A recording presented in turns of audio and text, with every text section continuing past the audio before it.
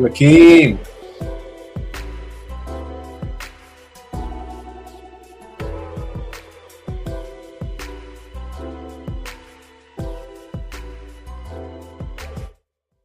What is going on, everybody? I'm Rob Westerman III of GBP Daily, and thank you for tuning in to the Rob Westerman Show. You can find me all over social media at GBP Daily, and if you are not already, please subscribe to the YouTube channel. I would greatly appreciate it. It is Monday, October 28th, a Victory Monday, and happy Victory Monday to all those that celebrate. That would include, yes, us Packer fans, and unfortunately, not the Vikings, not the Bears. No Victory Monday will be had for either of them and their fans. You gotta love it. Packers are sitting at 6-2. They're second place in the North. And yeah, things are looking okay. You know, after yesterday's win, Packers somehow find a way to sneak out with a win over the now 2-6 Jaguars. A lot of takeaways from this game. Malik Willis comes in and not only helps the offense stay afloat, but made some pretty dang good plays yesterday. He finished the day 4 of 5 passing for 56 yards and 1 touchdown. Most notably, his 51-yard pass to Jaden Reed on the final drive of the game to set them up for the game-winning field goal by yours truly, Brandon McManus. His lone touchdown came off of a nice play fake and then tossed to Tucker Kraft, who quite literally danced into the end zone. Josh Jacobs carried the offense on his back, as he said he would and thought. Saturday finished with 127 rushing yards on 25 carries and 2 touchdowns. That 38-yard touchdown he had in the second half was pretty freaking sweet.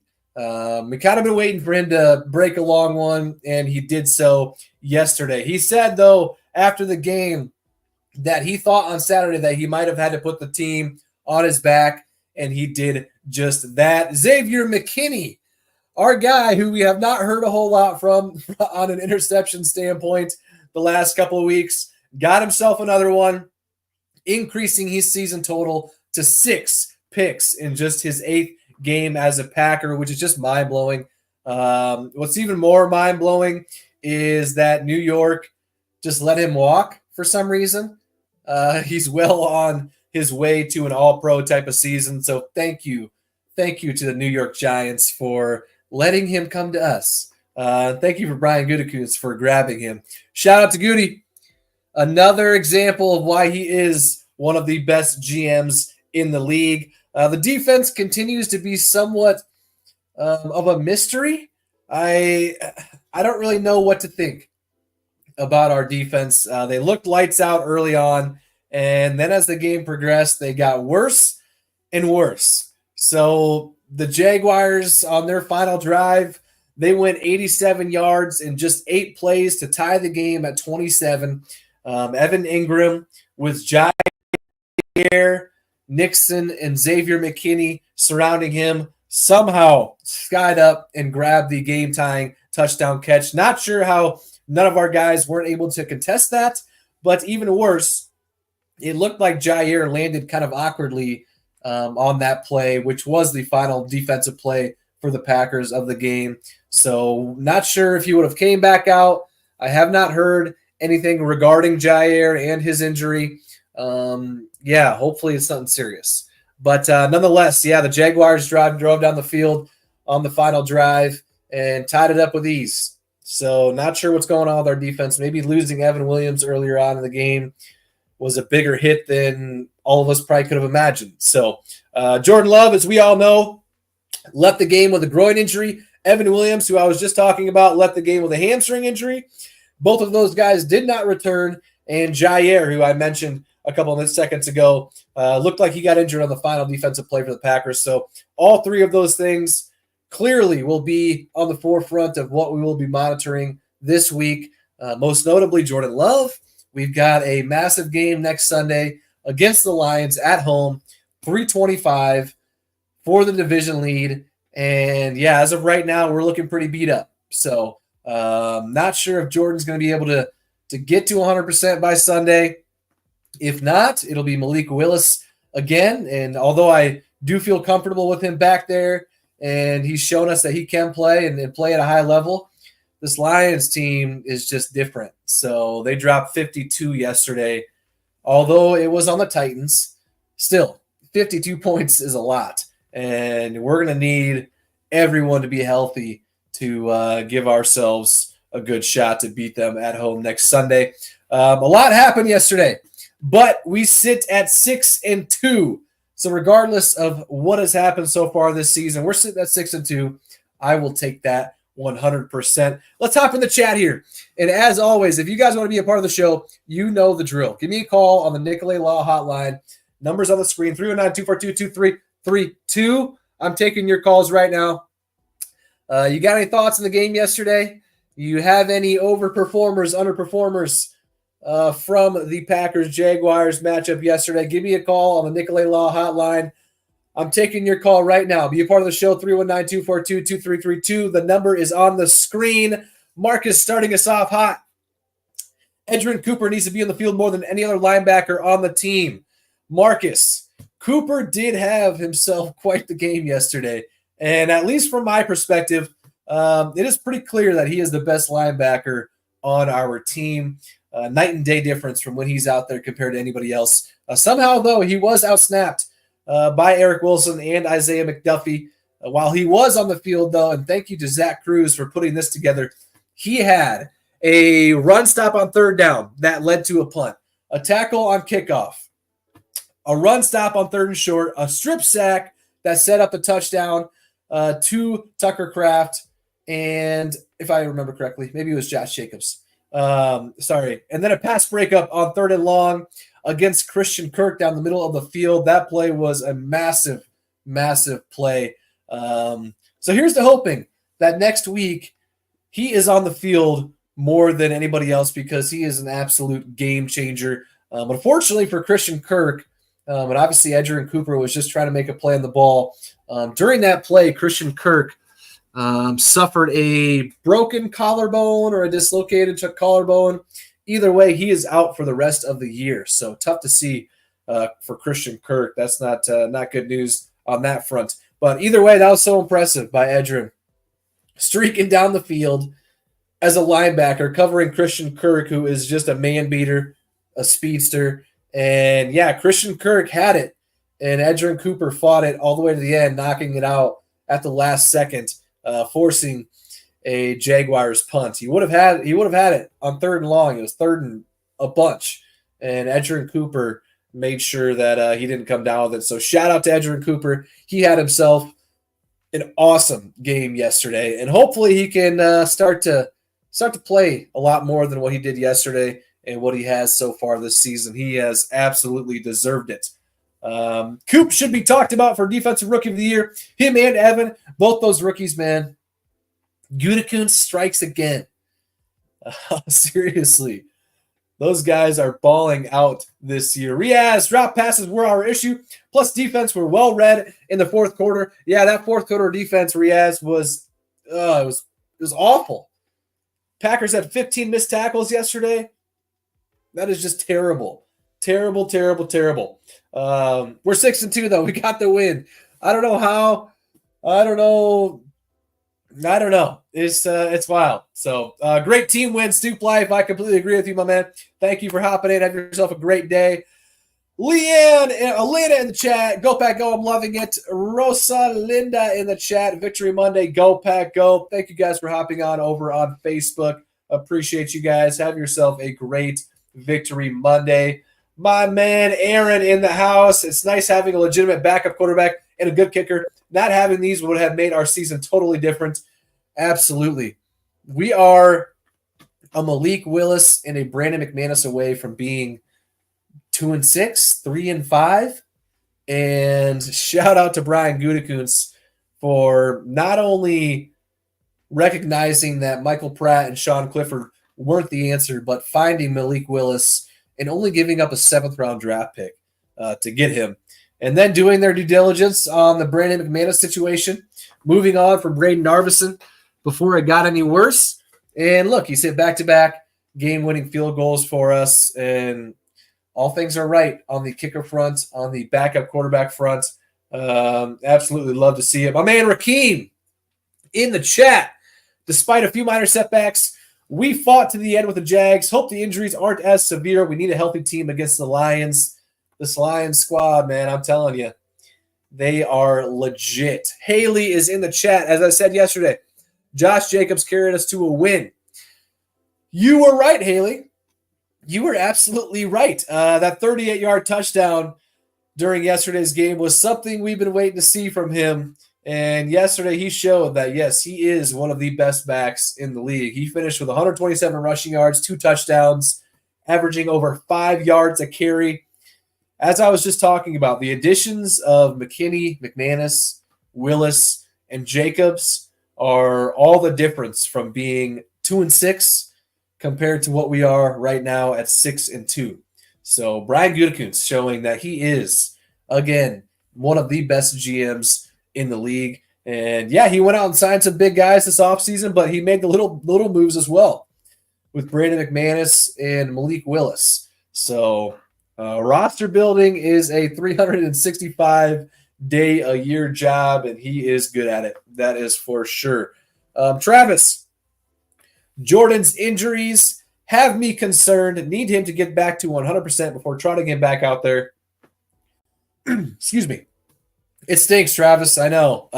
Having Malik Willis back there alleviates some of the pressure, but we've got ourselves a massive game next weekend. Probably, in my opinion, the biggest game of the year in just 6 days. Will Jordan be able to get healthy before then, or are we trotting Malik Willis back out there? Either way, it's tough. With Malik, I think we're kind of long shots to win next Sunday. With Jordan, I think we'll be the underdogs against the Lions, rightfully so. They're one of the best teams in the league, and they're put up, 40-plus points, 3 of their last 4 games. Last weekend or yesterday dropping 52 points. 52 points is a lot. I can't remember the last time we scored 50-plus. So, yeah, it's going to be a battle this week to see who can get healthy. What the game plan is going to be next Sunday, who's going to be the quarterback. Is Evan Williams able to get healthy? What's the status for Jair Alexander? We don't know.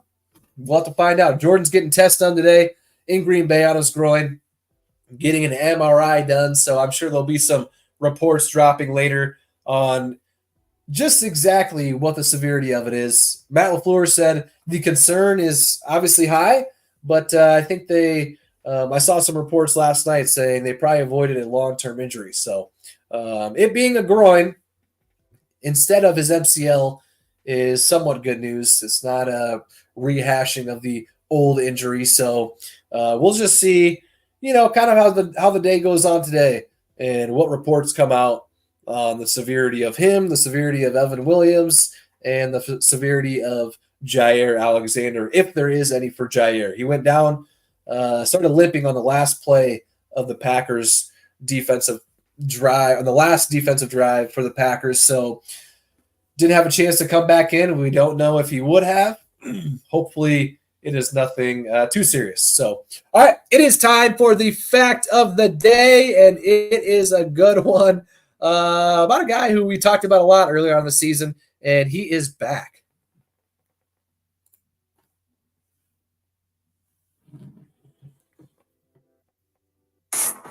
It's time for your Green Bay Packers Fact of the Day, brought to you by TickPick. TickPick guarantees to have the lowest prices on Packers tickets. If you find cheaper tickets elsewhere, TickPick will give you 110% of your money back. If you want $20 off your next ticket order, use the code Packers20 at checkout. That's Packers20. This promo code can only be used in the app, so be sure to download the TickPick app today.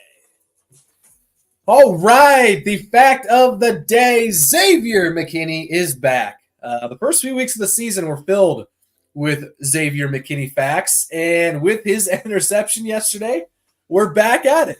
Xavier McKinney now has 6 interceptions this year. That is the most by any Packers player since Casey Hayward. That's a throwback. Casey Hayward in 2012. The kicker is that Xavier has done so in 8 games. I said it earlier. I'm still in disbelief and super thankful both at the same time that the New York Giants let this guy waltz on over to Green Bay without even offering him a contract. Just kind of mind-blowing. It's kind of a testament to bad teams staying bad, and I think that's exactly the case in this situation. And fast forward to now, he's well on his way to being an All-Pro this year, and if he continues on this pace of picks and can add in a few more sacks, forcing fumble, recover fumbles, he might find himself in the conversation for Defensive Player of the Year come December. A big shout out to TickPick for partnering up with myself. I used them for the game a couple of weeks ago when I was up there for the Packers-Cardinals matchup at Lambeau Field. The cheapest tickets out there. They guarantee it. If you find cheaper tickets elsewhere, they will refund you your money 110%. Use the code Packers20 for $20 off the already cheapest tickets on the market. Phil. Morning, Rob. Gary almost did something yesterday. Rashawn Gary, man. He looked lost yesterday. One of the plays he ran into Kenny Clark, or Kenny Clark ran into him. Either way, it was not good. And I don't know. I do not know what to think about Rashawn Gary. I'm not a huge film guru type of guy. So I'll have to rely on my film friends in their analysis on exactly what the reasoning is behind Rashawn Gary doing next to nothing. I don't understand it. And it's frustrating to watch, Phil. It is tough. So hopefully, I've been saying it for weeks, hopefully he can get on the right track. He had a sack last week against the Texans, but the left tackle he was going up against, or the right tackle he was going up against, fell down without even being touched. So Rashawn Gary had himself pretty much a free sack. And that's pretty much the extent of his impact for us so far this year. Tough to watch, Phil. I'm with you. Steven, don't you think we should be utilizing Watson's ability to expand the field more? He seemed like a ghost in the offense so far this season. I've been waiting for a Christian Watson game, but I talked about it before the show yesterday, Steven. I'm with you, man. I thought he would get a lot more targets. Now, Jordan Love being injured and Malik Willis coming in, maybe that has something to do with it. But at the end of the day, he's one of the most dynamic players on our team, and he needs to get the ball more. And the Packers said so themselves last week. Adam Stenavich talking about, hey, we need to get Christian Watson the ball more. It's as simple as that. And they did so on the first play of the game. And then, not much after. So, I don't know. The offense looked awful yesterday, especially in the first half. And maybe that had something to do with Jordan Love's injury. I know it did a little bit. But, Christian Watson needs to get the ball more. Gamer over on Instagram, we got a big game this week. Go Pack, go. I believe in this team. That's what I'm talking about right there. Absolutely love the positivity. It's going to be a tough one next weekend, ladies and gentlemen. Sunday, 3:25 against the 6-1 Detroit Lions, who just put up 52 points yesterday. It's going to be a tough game. And we got a lot of questions to work through this week regarding the injuries. But I like the optimism. Absolutely. Shane, what's your thoughts on Jordan Love this year? Well, it's unfortunate he's facing some injury battles. Obviously missing 2 games early on and then missing the second half of yesterday's game. It's tough. It is tough. And then the game he did play against the Vikings, he didn't look 100%. So, I don't know. I think he's been playing pretty good outside of the interceptions, which he had another one of those yesterday. Leads the league with 9. Got to clean that up. So we'll see this week if he can get healthy and redeem himself next Sunday against the Detroit Lions in a game that will be for the lead in the NFC North. All right, guys, that is going to do it for me today as far as the show goes. But as I always say, and as you guys already know, the content never stops. I'm always posting anything and everything related to the Packers all over social media at GBP Daily. So be sure to be following. And if you are not already, please subscribe to the YouTube channel. I would greatly appreciate it. I will be back and at it again tomorrow. to chat it up with you guys. So I look forward to seeing you then. And until then, I will catch you guys later. Thank you.